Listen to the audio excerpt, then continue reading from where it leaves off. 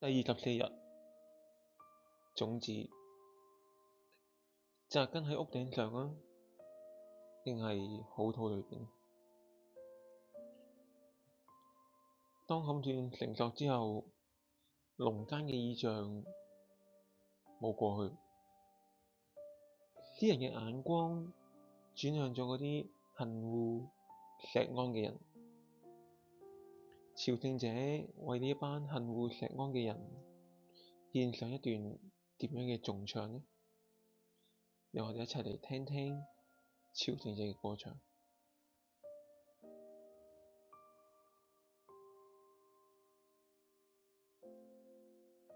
詩篇129篇5到8節，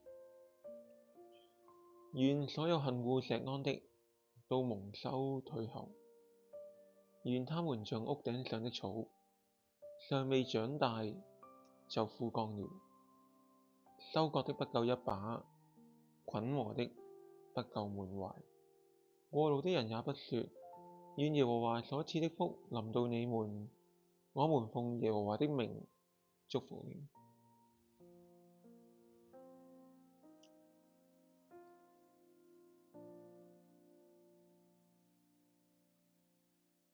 詩人喺呢度用咗一個好諷刺意味嘅農業比喻，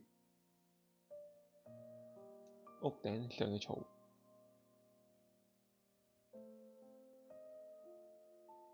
喺古巴勒斯坦，屋頂大部分都係由泥土壓實就造成㗎啦。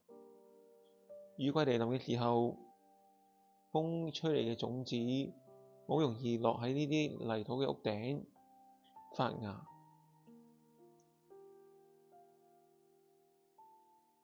因為吸收陽光好快，呢啲草往往生得比地上嘅草更快、更綠、更加耀眼，望落去一片生機勃勃。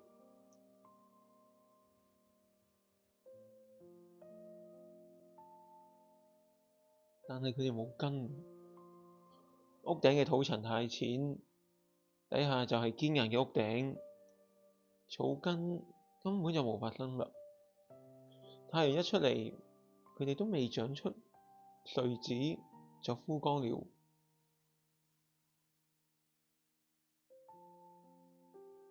呢個就係嗰啲恨惡錫安、攻擊錫安嘅人嘅寫照。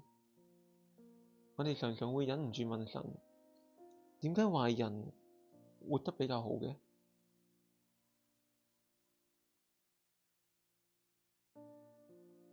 但係詩人要我哋睇透本質，佢哋無根嘅，佢哋嘅興盛有早致命嘅限制，時間限制。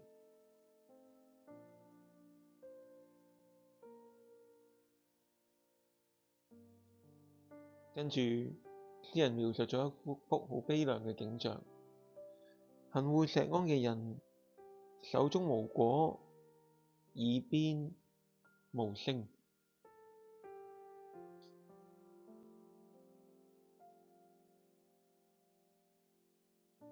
古以色列係農業社會，路人經過田邊嘅時候，習慣會對收割者講一聲：願耶和華賜福你們。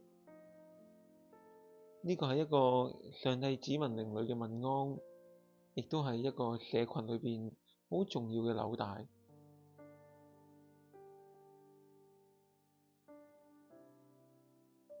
但喺呢度，面對屋頂上嘅草，過路嘅人沉默，冇一個神嘅子民會對佢哋講祝福嘅説話。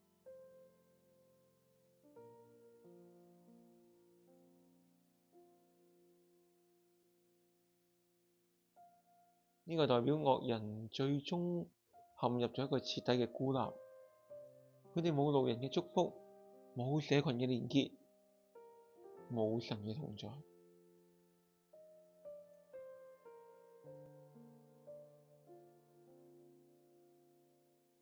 同之前一篇妻子兒女圍繞得見耶路撒冷嘅繁榮嗰一種嘅豐盛連結，形成咗天壤雲泥之別。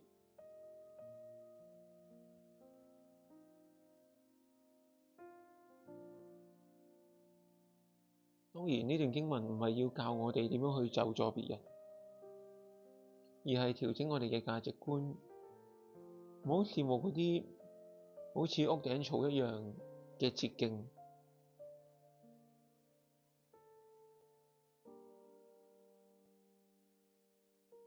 寧願好似個背脊俾人犁過，但係深深扎根喺錫安土壤裏邊嘅麥子，雖然經過痛苦，但係能夠結出子粒。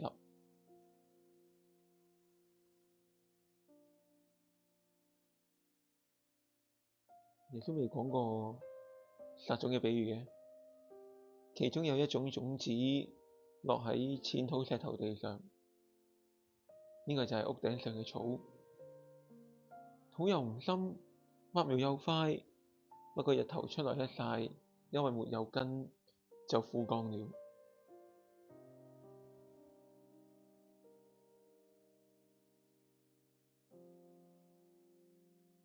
親愛嘅朝聖者，係時候檢視下自己嘅根基啦。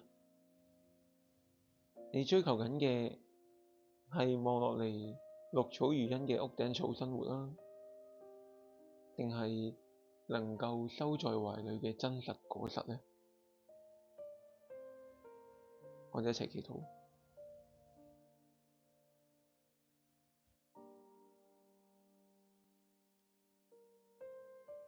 監察人心嘅主啊，我承認有時候我會眼紅惡人發旺，覺得佢哋唔使經歷地泥間嘅痛苦，但係能夠長到咁高，能夠長得咁快。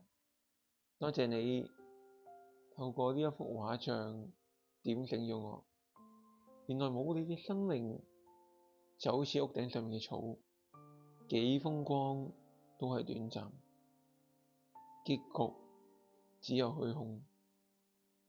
主啊，我唔求快速嘅成功，但求扎根嘅生命。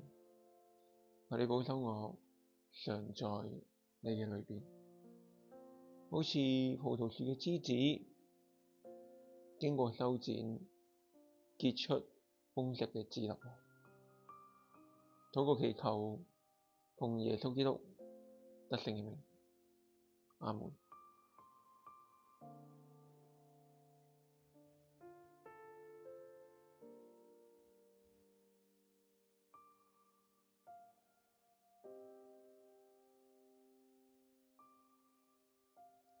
加油啊！